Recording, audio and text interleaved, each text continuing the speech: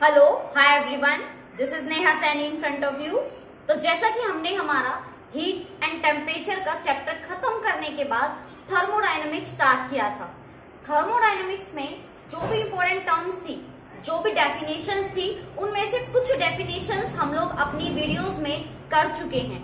यानी कि हमारी जो डेफिनेशंस हैं उसमें हमने सिलेबस को स्टार्ट कर दिया था और कुछ डेफिनेशंस मैंने आपको करा दी थी, जिनमें जो लास्ट जो डेफिनेशन थी उसमें मैंने आपको समझाया था कि जो भी टर्म्स हम सीखेंगे, जो भी चीजें हमने नई नई सीखी हैं, जो हमारे लिए बिल्कुल एक नई है थर्मोडायनेमिक्स से रिलेटेड, वो सभी चीजें आपको बहुत अच्छे से करनी है, उनके नोट्स बनाने हैं। उसी टर्म में आगे की तरफ चलते हुए कुछ डेफिनेशंस और हैं जो हमें बहुत ध्यान से समझनी है।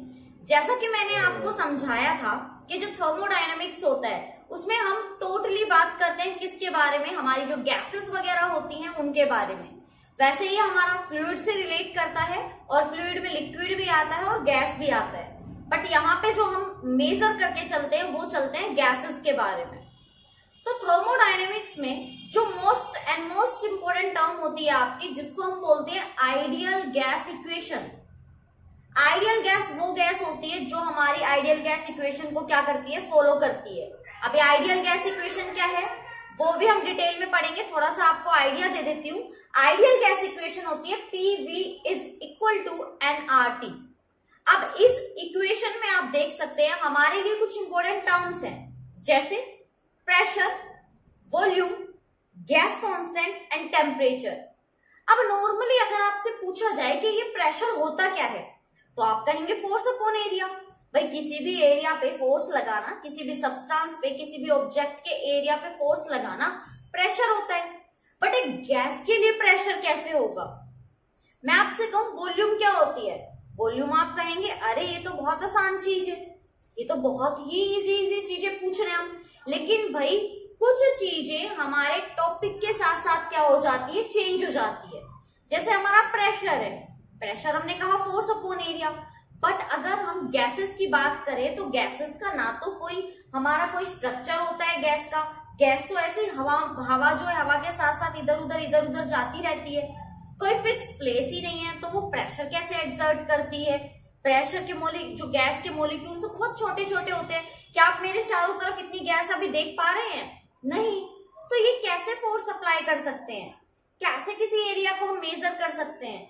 बट करना पड़ेगा, क्योंकि गैसेस का भी अपना खुद का क्या होता है, प्रेशर होता है। तो यही मैं आपको बताना चाह रही हूं कि कुछ ऐसे टर्म्स भी हैं जो आपको पता है, लेकिन थर्मोडायनेमिक्स में उनकी डेफिनेशन थोड़ी सी अलग है, और वो डेफिनेशन आपके एग्जाम में आती भी है। इसीलिए वो डेफिनेशंस मैं आपको यहाँ नीट एंड क्लीन तरीके से बहुत अच्छे से लिखवा भी रही हूँ और समझा भी रही हूँ एक एक करके विद एग्जाम्पल, ताकि आपको कहीं पे कोई भी प्रॉब्लम ना आए। तो आज हम थर्मोडायनेमिक्स में जो करने वाले हैं वो कुछ डेफिनेशन समझने वाले हैं। ये डेफिनेशन एग्जैक्टली वही है जो आपको पता है, जैसे कि pressure, temperature, volume. But thermodynamics में इसका क्या मीनिंग है, एक आइडियल गैस इक्वेशन से इसका क्या रिलेशन है, वो चीज हमें समझनी है कि एक्चुअल में टेम्परेचर क्या है, एक्चुअल में वॉल्यूम क्या है, एक्चुअल में प्रेशर क्या है। ये सारी चीजें आज हमें सीखनी है।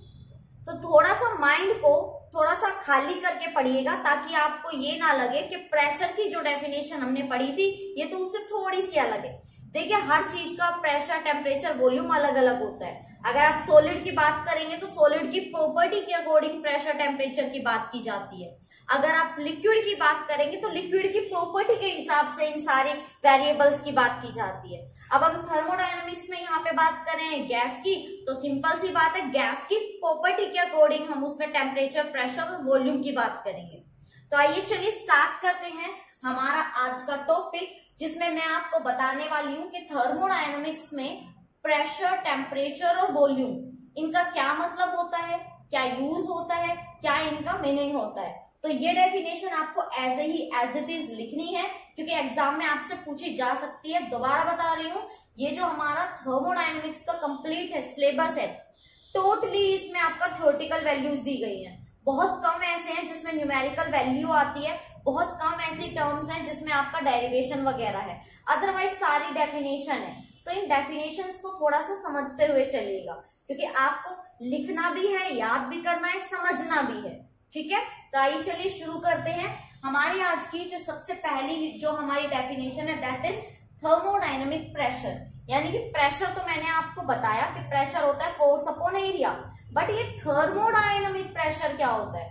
थर्मोडायनेमिक प्रेशर का मतलब होता है थर्मोडायनेमिक्स में प्रेशर किस तरह से अपना मेजर करता है, किस तरह से अपना फोर्स एक्सर्ट करता है। और जैसा मैंने आपको बताया कि थर्मोडायनेमिक्स में हम गैसेस की बात करेंगे तो ये जो प्रेशर एक्सर्ट होगा वो एक गैस की वजह से होगा। तो चलिए सबसे पहले मैं डेफिनेशन से समझाती हूँ, फिर आपके इजीली समझ में आ जाएगा। तो स्टार्ट करें फिर हमारी जो डेफिनेशन है उसको। It is the measure of force, ये एक फोर्स का मेजर है एक्सर्टेड पर यूनिट एरिया। सुनिएगा ध्यान से, ये आपका फोर्स है पर यूनिट एरिया, जैसे नॉर्मल प्रेशर होता है on boundaries on a substance, किसी भी सब्सटेंस की बाउंड्री पर। इट इज कॉज्ड, ये कारण है किसकी वजह से? By the collision of the molecules of the substance, जो कोलिजन हो रहा है ना उसकी वजह से हो रहा है विद बाउंड्रीज ऑफ सिस्टम, यानी कि सिस्टम की जो बाउंड्रीज है उसकी वजह से हो रहा है। आई नो अभी काफी बच्चों के ये चीज समझ में नहीं आई होगी कि ये तो समझ में आ गया होगा कि जो प्रेशर होता है फोर्स अपॉन एरिया होता है, फोर्स पर यूनिट एरिया होता है, बट ये चीज नहीं समझ में आई होगी कि ये सिस्टम का क्या है, ये कोलिजन क्या है, ये बाउंड्री क्या है। ये चीज नहीं आई होगी समझ में, मैं जानती हूँ। इसको थोड़ा सा एग्जाम्पल के थ्रू समझने की कोशिश कीजिएगा।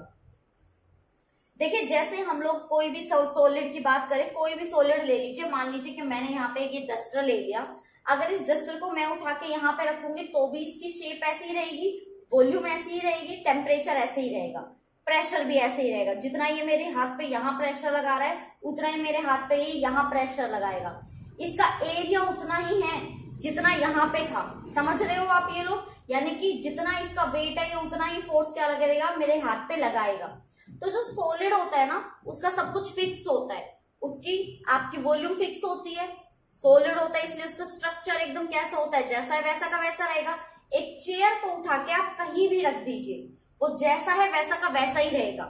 लेकिन अगर यहीं पे बात करें हम लिक्विड के बारे में, तो लिक्विड क्या करता है? लिक्विड को अगर आप एक कटोरी में डालेंगे तो वो कटोरी की शेप ले लेता है, अगर आप उसको ग्लास में डालेंगे तो वो ग्लास की शेप ले लेता है, अगर आप उसको किसी बड़े बर्तन में डालेंगे वो उसकी शेप ले लेता है। यानी कि जो लिक्विड होता है उसका जो साइज रहता है, जो उसका मेजरमेंट रहता है वो हमेशा फिक्स नहीं होता, वो उसकी ही शेप ले लेता है जिस ऑब्जेक्ट में उसको डाला जाता है। सेम ऐसे ही हम बात करें गैस के बारे में, तो भाई गैस जो होती है ना, गैस को तो कोई पकड़ ही नहीं सकता, उसको बस कहाँ किया जा सकता है, कंप्रेस किया जा सकता है किसी भी एक सब्सटेंस में, किसी भी एक सिस्टम में। जिसके सिलेंडर होते हैं, सिलेंडर में गैस को भर भर के उसको क्या किया जाता है, बंद किया जाता है। तो वो जो शेप ले लेता है किसकी ले लेता है, सिलेंडर की ही ले लेता है। अब यहाँ पे क्या बात की गई है कि मान लो हमारे पास कोई एक सिलेंडर है, मान लीजिए कि मैंने यहाँ पे ये सिलेंडर ले लिया, ये हमारे पास सिलेंडर है, इसके अंदर बहुत सारे क्या है, गैस मॉलिक्यूल। ये मैंने इसमें बहुत सारे क्या ले लिए, गैस मॉलिक्यूल। अब हम बात कर रहे हैं कि ये जो गैस मॉलिक्यूल्स हैं ये एक दूसरे पे प्रेशर कैसे लगाते हैं। थर्मोडायनेमिक्स में प्रेशर का क्या मतलब है? तो यहाँ प्रेशर का मतलब है कि ये जो पार्टिकल्स है ये हमेशा इधर उधर मूव करते रहते हैं, एक जगह टिकते नहीं है, ये एक जगह कभी भी टिकते नहीं है। ये जैसे आप सॉलिड को जहां रखोगे वही रहेगा, मैंने अगर ये डस्टर यहाँ रखा तो चुपचाप यहीं रहेगा, कहीं और नहीं जाएगा। ऐसे ही अगर आप लिक्विड को, अगर आप पानी को ग्लास में डालोगे ग्लास में ही रहेगा, कटोरी में डालोगे कटोरी में ही रहेगा। लेकिन गैस एक ऐसा सब्सटेंस होता है, एक ऐसी स्टेट होती है मैटर की जो कभी भी एक जगह टिकती नहीं है, कभी इधर गई कभी उधर गई। तो ये पार्टिकल्स जो हैं, ये मॉलिक्यूल्स जो हैं, ये आपस में क्या करते रहते हैं, ये आपस में कोई इधर गया कोई इधर गया कोई इधर गया कोई इधर गया, ये आपस में मूव करते रहते हैं। और मूव करेंगे तो भाई कोलिजन तो होगा ही। कोलिजन का मतलब होता है टकराना, आपस में कोलाइड हो जाना। तो एक तो ये आपस में टकराए और एक ये दीवारों से भी टकरा रहे हैं। तो कोई भी पार्टिकल किस किस से टकरा रहा है और कितनी एरिया पे टकरा रहा है दीवार से, वही इसका क्या होता है, प्रेशर। कहने का मतलब कोई भी पार्टिकल, कोई भी मॉलिक्यूल्स कितने एरिया पे अपना प्रेशर, अपना फोर्स अप्लाई कर रहा है, वो आपका क्या होगा, वो आपका हो जाता है प्रेशर। समझिए, इस चीज को दोबारा से समझाती हूँ थोड़ा सा अलग तरीके से। मान लीजिए किसी एक रूम में बहुत सारे लोग भर दिए मैंने, बहुत सारे लोग एक ही रूम में और सबकी आंखों पे बांध दी है मैंने पट्टी, और मैंने उनसे कहा है कि आपको एक जगह रुकना नहीं है, आपको इधर उधर घूमना है। तो वो लोग क्या करेंगे? आंखों पे पट्टी है, कुछ दिखाई तो दे नहीं रहा है, तो वो इधर उधर घूमेंगे, पूरे रूम में घूमेंगे। अब जब वो इधर उधर घूमेंगे तो दो काम होंगे। पहला, आपस में टकराएंगे, कोलिजन होगा। दूसरा, अगर वो चल रहे हैं और उनको नहीं पता कि आगे की तरफ दीवार है, गोल है, तो वो जाके दीवार से भी टकराएंगे। अब जो वो लोग हैं वो तो हमारे लिए हो गए गैस के पार्टिकल्स, और जो दीवारें हैं वो हमारे लिए हो गई कंटेनर की वॉल्स। कंटेनर मतलब जिसमें आपने गैस को भरा हुआ है, क्योंकि लोगों को मैंने मान लिया कि वो लोग जो हैं वो गैस है, गैस के मोलिक्यूल्स। अब वो गैस के मोलिक्यूल्स आपस में भी टकरा रहे हैं घूमते घूमते, और वो दीवार से भी टकरा रहे हैं। तो घूमते घूमते उनकी जो एनर्जी बन रही है, काइनेटिक एनर्जी जो बन रही है, उससे वो फोर्स लगा रहे हैं दीवार के ऊपर, कंटेनर की दीवार के ऊपर। तो वो कितने एरिया पे फोर्स लगा रहे हैं, वो ही क्या होता है? Pressure, thermodynamic pressure. कहने का मतलब थर्मोडायनामिक्स में सिंपली प्रेशर का क्या मतलब होता है कि जो गैस के मॉलिक्यूल्स हैं वो वॉल के ऊपर, उस दीवार के ऊपर कितना फोर्स अप्लाई कर रहे हैं, वही हमारा प्रेशर कहलाता है। तो आपके प्रेशर आई होप समझ में आ गया होगा कि एग्जैक्टली प्रेशर क्या होता है, फोर्स अपॉन एरिया। लेकिन गैस के चक्कर में थर्मोडायनामिक्स के टर्म्स में आप उसको क्या समझते हैं कि जो मॉलिक्यूल्स हैं, जो छोटे छोटे एयर के पार्टिकल्स हैं, वो खुद से टकरा के दीवार से जो टकराते हैं ना, वॉल्स से जो टकराते हैं, वही आपका क्या होता है? Force upon area, force per unit area, यानी कि आपका प्रेशर। तो ये तो थी हमारी प्रेशर का डेफिनेशन, जो कि किसके बारे में थी? Thermodynamic pressure, not only pressure. Pressure तो सिंपली होता है फोर्स अपॉन एरिया, कि डस्टर ने कितना फोर्स लगाया मेरे हाथ के कितने एरिया पे, वो प्रेशर है। लेकिन यहाँ पे जो बात है वो कंटेनर की बात है, यहाँ पे आपके बाउंड्रीज ऑफ द सिस्टम की बात है। अब जिस सिलेंडर में मैंने भर रखी है गैस को, तो ये जो दीवारें हैं ये इसके लिए बाउंड्री कहलाएंगी। तो इन बाउंड्रीज पे जो ये पार्टिकल्स हैं, जो सब्सटेंस है, जो मॉलिक्यूल्स हैं, वो कोलिजन कर रहे हैं, धक्का दे रहे हैं, फोर्स लगा रहे हैं, यही आपका क्या होता है? प्रेशर होता है। यानी कि इन दीवारों के ऊपर जो फोर्स लग रहा है वो आपका क्या होता है? वही आपका प्रेशर होता है। तो यहाँ तो बात हो गई हमारी प्रेशर के बारे में। आते हैं अब हमारी नेक्स्ट टर्म की तरफ, जो कि है हमारा टेम्परेचर ऑफ अ गैस। देखिए, वैसे तो हमने जब हीट एंड टेम्परेचर पढ़ा था तो मैंने आपको बताया था कि जो टेम्परेचर होता है it is the degree of hotness and coldness. Simply temperature आपको ये बताता है कि कोई चीज कितनी गर्म है, कितनी हॉट है, और कोई चीज कितनी ज्यादा ठंडी है, यानी कितनी ज्यादा कोल्ड है। तो यहाँ पे टेम्परेचर की अलग क्या बात है? तो मैं आपको एक बात बता दूं बच्चों कि टेम्परेचर है ना, एक्चुअल में टेम्परेचर हीट पे ही रिलेट नहीं करता है। हीट की वजह से नहीं होता है कि भाई अगर आप किसी चीज को हीट दोगे तो वो ज्यादा हॉट हो जाएगा, किसी चीज को रेफ्रिजरेटर में रखोगे तो वो ठंडा हो जाएगा। यहाँ पे ना आपको बहुत ही इंटरेस्टिंग एक चीज सीखने को मिलेगी थर्मोडायनामिक्स में, कि अगर आप किसी भी चीज का टेम्परेचर इंक्रीज करना चाहते हो तो उसके ऊपर प्रेशर लगा दो। समझ में नहीं आया? उसके ऊपर प्रेशर लगा दो, वो चीज गर्म होने लग जाती है। कैसे? इसको आप नॉर्मली भी सीख सकते हो। नॉर्मली कैसे? कुछ देर के लिए अपने हाथ को ऐसे पकड़ के रखो, कहीं से भी आप देखोगे कि यहां से कुछ टाइम के बाद ना आपका टेम्परेचर इंक्रीज होने लग जाता है, गरम गरम हो जाता है, आपका जो हाथ है वो गर्म होने लग जाता है। इस बात को ऐसे छोड़ दीजिए, ऐसे तो आपने बहुत बार किया होगा। देखो, अपने हाथ को आप जब मुट्ठी को ऐसे बंद करते हैं और जितनी जोर से बंद करते हो और जितनी देर तक इसको ऐसे बंद रखेंगे, आपने बंद रखा, आप जब हाथ को बहुत देर के बाद खोलते हैं आपके हाथ में पसीने हो जाते हैं, पानी पानी हो जाता है, स्वीट इंक्रीज हो जाता है हाथ पे। क्यों?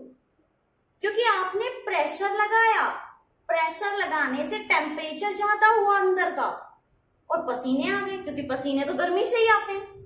पसीने तो गर्मी से आते हैं। सर्दियों में किसके पसीने आते हैं? दैट्स मीन कि टेम्परेचर का गैस के ऊपर इफेक्ट होता है। आप गैस का टेम्परेचर इंक्रीज डिक्रीज कर सकते हैं प्रेशर की वजह से। है ना इंटरेस्टिंग सी बात? ऐसे ही अगर जब आपको चावल, मान लीजिए आपको चावल को बॉईल करना है, राइस को बॉईल करना है, अगर आप किसी खुले हुए बर्तन में उसको गर्म करेंगे, चावल को बॉईल होने में बहुत ज्यादा टाइम लगेगा। उसी जगह अगर आप उन राइस को कुकर में बंद करके बॉईल करेंगे तो क्या होगा? तो आप देखते हैं कि वो जल्दी से हो जाते हैं, बॉईल जल्दी हो जाते हैं। क्यों? क्योंकि बंद बर्तन में, बंद किसी भी सिस्टम में जो गैस होती है उसका टेम्परेचर इंक्रीज हो जाता है, प्रेशर इंक्रीज हो गया ना, बंद कर दिया मैंने उसको कुकर को, अब उसमें हो गया प्रेशर, और प्रेशर की वजह से टेम्परेचर हो जाता है आपका इंक्रीज। है ना इंटरेस्टिंग बात? यानी कि प्रेशर का कहीं ना कहीं रिलेशन है, किससे? आपके टेम्परेचर से और वॉल्यूम से। यही चीजें हमें सीखनी है इस थर्मोडायनेमिक्स में कि आप टेम्परेचर, प्रेशर और वॉल्यूम तीनों में रिलेशन बना सकते हैं। अब आप सोच रहे होंगे कि मैंने यहाँ थर्मोडायनेमिक प्रेशर के बाद आपको वॉल्यूम क्यों नहीं कराया, सीधा टेम्परेचर क्यों कराया? क्योंकि मैं आपको ये बताना चाहती थी कि जब कोई चीज किसी भी सब्सटेंस के बाउंड्रीज पे प्रेशर लगाती है, जैसे कुकर, तो उसके टेम्परेचर पे भी इफेक्ट पड़ता है। तभी तो कुकर में जब चावल को उबालना हो, सब्जी को उबालना हो, तो कुकर को बंद कर दिया जाता है ताकि प्रेशर ज्यादा होने की वजह से उसमें टेम्परेचर भी जल्दी जल्दी बने, वरना गैस क्या है, ज्यादा लगेगी। अगर आप खुले बर्तन में किसी भी सब्जी को बनाएंगे या राइस को बॉईल करेंगे तो टेम्परेचर क्या है आपका ज्यादा लगता है, गैस ज्यादा लगेगी। लेकिन अगर आप उसमें प्रेशर अप्लाई कर दें, कोई गैस बाहर निकलने ही ना दे, वेपर्स को बाहर जाने ही ना दे, तो आपकी गैस कम लगती है। इसीलिए मैंने प्रेशर के बाद सीधा आपका टेम्परेचर करवाया है। समझ में आई बात? अब मैं आपको कराती हूँ वॉल्यूम। अब ये वॉल्यूम क्या होती है? वॉल्यूम इन थर्मोडायनेमिक्स, यानी कि थर्मोडायनेमिक्स में वॉल्यूम का क्या रोल है? वॉल्यूम को हम कैसे समझ सकते हैं कि थर्मोडायनेमिक्स में वॉल्यूम क्या है? वॉल्यूम का मेनली मीनिंग होता है कि जो आपके पास सब्सटेंस है, जैसे कि पानी है, उसकी कितनी मात्रा है। फॉर एग्जाम्पल, अगर मैं 1 गिलास पानी को किसी कटोरी में डालूंगी तो वो 1 गिलास पानी ही रहेगा। उसको मैं अगर किसी जग में डालूंगी तो भी वो 1 गिलास पानी ही कहलाएगा, क्योंकि उसकी वॉल्यूम 1 गिलास पानी की ही है। लेकिन थर्मोडायनेमिक्स में वॉल्यूम क्या है, वो थोड़ा सा हमारे लिए जानना डिफरेंट है। उसके बारे में थोड़ा डिटेल में जानना पड़ेगा हमको। तो देखिए, समझिए इस चीज को कि यहाँ पे वॉल्यूम इन थर्मोडायनेमिक्स क्या होता है। A volume of gas may be defined as, किसी वॉल्यूम को, किसी गैस के वॉल्यूम को हमें बताया जा सकता है, it would have in standard conditions for temperature and pressure which are 0 degree Celsius and 100 pascal.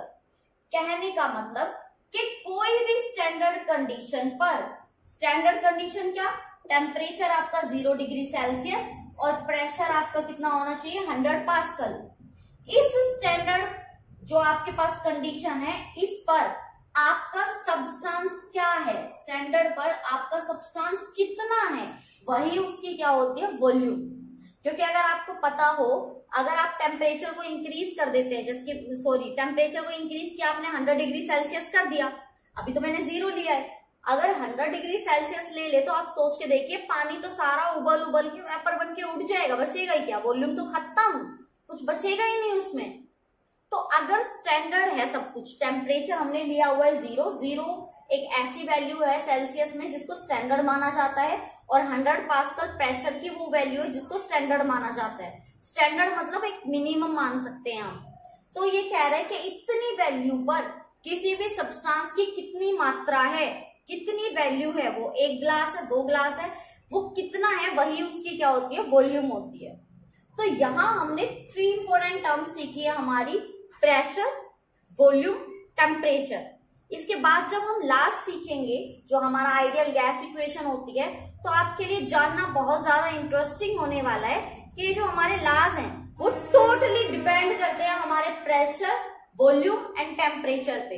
इसीलिए मैंने लॉ को कराने से पहले इन तीनों को कराया है। और पहले ही बता दूं, आपके सिलेबस में है तो डेफिनेशन भी पूछी जा सकती है, ठीक है। तो अच्छे से इनको समझिए। देन उसके बाद मैं आपको नई टर्म कराने वाली हूं जो कि है एंथैल्पी एंड इंटरनल एनर्जी। उससे पहले इनको फटाफट से नोट डाउन कर लीजिए, माइंड में एक बार ये रख लीजिए कि हमारा प्रेशर क्या होता है, वॉल्यूम क्या होता है और टेम्परेचर क्या होता है। अब ये किस तरह से रिलेट करते हैं एक दूसरे के साथ, कौन इंक्रीज होगा कौन डिक्रीज होगा, ये मैं आपको एक बार और डिटेल में कराऊंगी जब हम आइडियल गैस इक्वेशन सीखेंगे। बट उससे पहले हमें करना है क्या, एंथैल्पी। तो चलिए स्टार्ट करते हैं अब एंथैल्पी के बारे में जानना। एंथैल्पी क्या होती है, पहले मैं आपको इसको एक बार डेफिनेशन बता देती हूँ, फिर आपको बताऊंगी कि एंथैल्पी एक्चुअल में क्या है। तो समझिए, एक एक लाइन को, एक एक वर्ड को बहुत अच्छे से समझ के चलिएगा, क्योंकि पहले ही बता दूं आपके प्रीवियस ईयर में काफी बार ये क्वेश्चन आया हुआ है, बहुत बार। What do you mean by enthalpy? क्योंकि जब आप इसको पढ़ेंगे तो आपको लगेगा कि ये कुछ कुछ तो हीट के जैसा है। एक्चुअल में जो एंथैल्पी होती है ना, वो हीट ही होती है। तो ये हीट से ऐसा डिफरेंट क्यों है, तो वो अब हमें पता लगेगा कि ये डिफरेंट क्यों माना जाता है। तो समझिए इसको थोड़ा सा। A property of thermodynamic system, ये आपके थर्मोडायनामिक सिस्टम की प्रॉपर्टी है। Is this sum of systems internal energy, जो इंटरनल एनर्जी होती है ना सिस्टम की, जो मॉलिक्यूल्स होते हैं उनकी जो इंटरनल एनर्जी होती है, and the product of pressure and volume.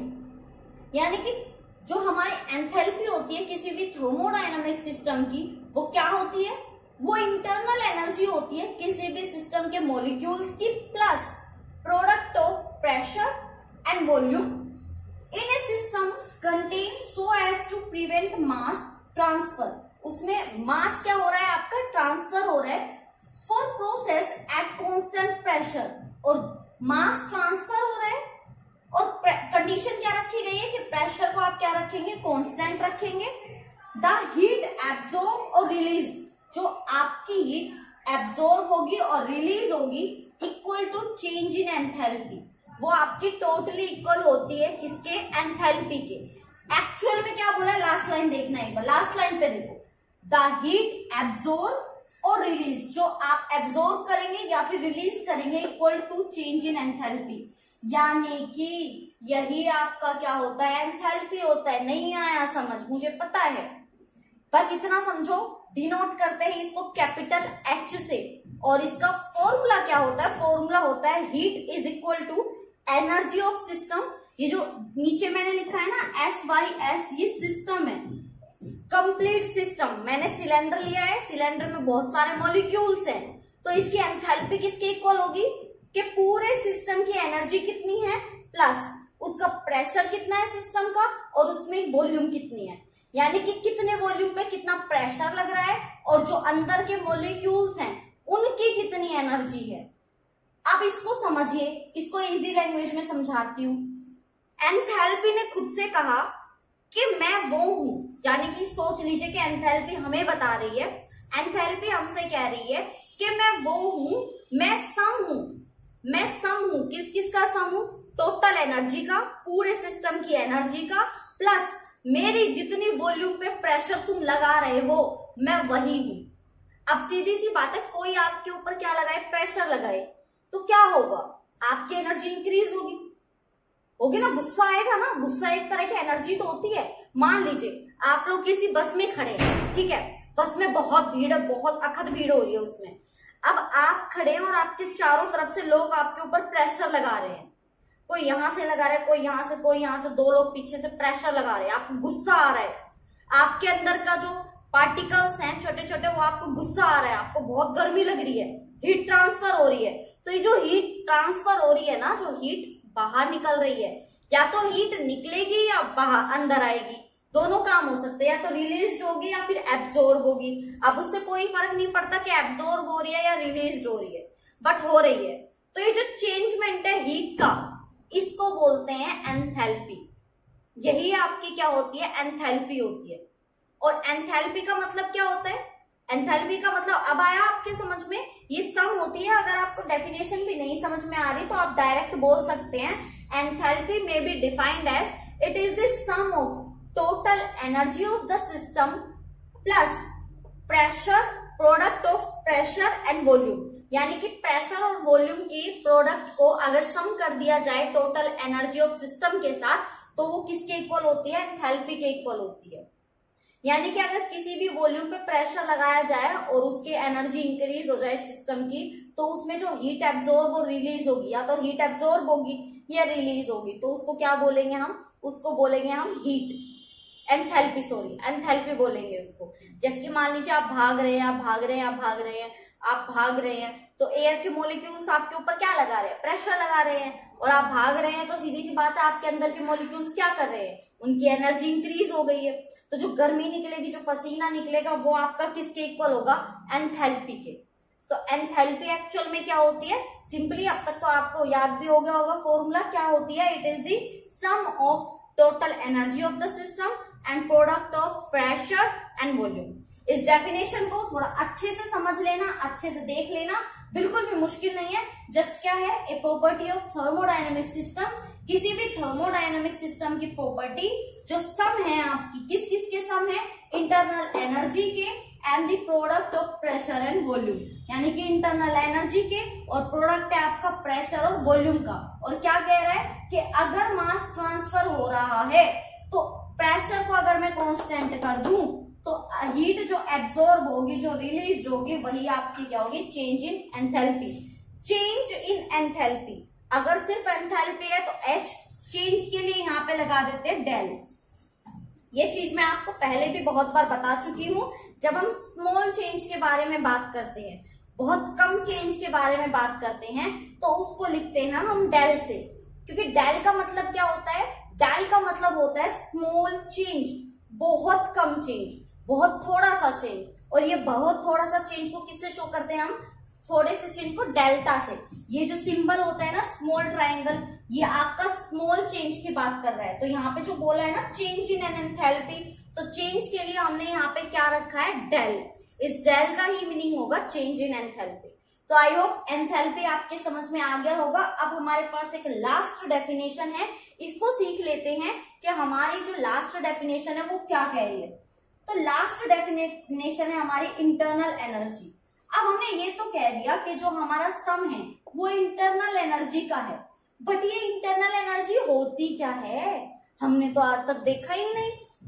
तो भाई जो ये इंटरनल एनर्जी होती है, माइक्रोस्कोपिक लेवल की बात है। माइक्रो, मैंने बताया था माइक्रो, जो ह्यूमंस है वो अपनी सेंस से क्या ना कर पाए, फाइंड ना कर पाए।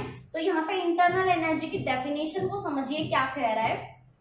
Internal energy of an ideal gas is the sum of kinetic energy of particle in the gas। यानी कि इंटरनल एनर्जी किसी भी गैस की कुछ नहीं होती, वो बस टोटल होती है, सम होती है सभी पार्टिकल्स की काइनेटिक एनर्जी के बारे में। यानी कि अगर मैं सिंपल एक आसान सी भाषा में कहूं तो जो इंटरनल एनर्जी होती है वो एक्चुअल में काइनेटिक एनर्जी है। अगर आप शांति से लेटे हुए हैं, शांति से बैठे हुए हैं, तो आपकी इंटरनल एनर्जी क्या है? शांत है, जीरो। Internal energy zero. लेकिन अगर आप भागना शुरू कर दें तो आपकी कुछ ना कुछ काइनेटिक एनर्जी होगी। अब आप तो पूरा सिस्टम है, लेकिन हमारे शरीर में जो छोटे छोटे पार्टिकल्स हैं उनकी सबकी कुछ ना कुछ क्या होगी? Kinetic energy. तो अगर मैं सभी पार्टिकल्स की काइनेटिक एनर्जी का सम कर दूं तो वो आपका बन जाता है इंटरनल एनर्जी। मेरे अंदर उतनी एनर्जी है जितनी मेरे शरीर के सारे पार्टिकल्स की एनर्जी है। यानी कि सबको क्या कर दिया जाए? सम कर दिया जाए। फॉर एग्जाम्पल, हमने जो यहाँ पे गैस ले रखी है, हमने जो यहाँ पे गैस कंटेनर लिया हुआ है, इसमें क्या होंगे? बहुत सारे पार्टिकल्स हैं। मान लीजिए एक ये, एक यहाँ ये, एक ये, एक ये। तो फर्स्ट वाला ये मान लो, second, third, fourth, fifth, six. First वाले की काइनेटिक एनर्जी क्या होगी? वो होगी हाफ m1v1 स्क्वायर। ऐसे सेकंड की, ऐसे ही थर्ड की, ऐसे ही सारे पार्टिकल्स की। तो जब आप इन सबका सम कर देंगे, इन सबको जोड़ देंगे, तो क्या निकल के आएगा? टोटल पार्टिकल की काइनेटिक एनर्जी। तो ये जो हमने काइनेटिक एनर्जी का सम निकाला है, पूरे सिस्टम का जो सम निकाला है, वही आपकी क्या है? Internal energy. यानी कि पूरे सिस्टम की एनर्जी को, एक एक पार्टिकल की एनर्जी को अगर सम कर दिया जाए तो पूरे सिस्टम की एनर्जी बन जाती है, और उसी सिस्टम की एनर्जी को नाम दे दिया जाता है इंटरनल एनर्जी। यानी कि एक एक पार्टिकल की एनर्जी को ऐड कर दिया तो वो हमारी बन गई क्या? Internal energy. तो आई होप आपके ये पूरा जो मैंने सिस्टम बताया है, थर्मोडायनेमिक प्रेशर, वॉल्यूम इन थर्मोडायनेमिक्स, टेम्परेचर, इंटरनल एनर्जी और हमारी एंथैल्पी, अगर आपके ये सारा सिस्टम समझ में आ गया तो अब आप मान के चल सकते हैं कि अब आप बिल्कुल प्रिपेयर्ड हैं जो थर्मोडायनामिक्स के लॉज हम करने वाले हैं उन सबको समझने के लिए। क्योंकि लॉज करने से पहले आपको थोड़ा सा आइडियल गैस इक्वेशन के बारे में पता होना चाहिए। आइडियल गैस इक्वेशन करने के बाद हम शुरू करेंगे हमारे लॉज। हमारे बहुत सारे लॉज हैं जो थर्मोडायनामिक्स पे रिलेट करते हैं, उन सबको वन बाय वन सिलेबस के अकॉर्डिंग करवाऊंगी मैं। सिलेबस मतलब अगर सिलेबस में आपका पहले जो ला दिया होगा वही कराऊंगी, ताकि आपको कहीं पे भी ये समझने में, फाइंड करने में प्रॉब्लम ना हो कि सिलेबस के अकॉर्डिंग कौन सी वीडियो पहले करनी है कौन सी बाद में। हमने बिल्कुल सीक्वेंस में सब कुछ लगाया हुआ है, जैसे सिलेबस में है डिट्टो वैसे ही हम लोग आपके लिए वीडियोस तैयार कर रहे हैं ताकि आपको सिर्फ समझना हो। समझो, लिखो और याद करो, बस। इससे ज्यादा आपको कोई भी मेहनत नहीं करनी है। आप इतनी भी मेहनत अगर कर लेते हैं तो एग्जाम के लिए बिल्कुल प्रिपेयर्ड हो जाएंगे, फिर आपको कोई भी दिक्कत लेने की प्रॉब्लम नहीं रहेगी। अगर आपको अच्छे मार्क्स चाहिए तो थोड़ी सी मेहनत करिए, इन नोट्स को तैयार कर लीजिए और एकदम प्रिपेयर्ड रहिए। तो मिलेंगे अब नेक्स्ट वीडियो में नेक्स्ट टर्म्स के साथ। उनमें मैं आपको कराऊंगी जो हमारे लॉज हैं, बॉयल्स लॉ है, चार्ल्स लॉ है, इन सबको बहुत डिटेल के साथ कराऊंगी। सबसे पहले उसमें मैं आपको कराऊंगी आइडियल गैस इक्वेशन, ताकि आपको वो सारे लॉ समझने में कोई भी दिक्कत ना हो। तब तक इनके नोट्स बना लीजिए, इनको समझ लीजिए, देन उसके बाद मिलेंगे नेक्स्ट वीडियो में। तब तक के लिए टेक केयर, बाय बाय।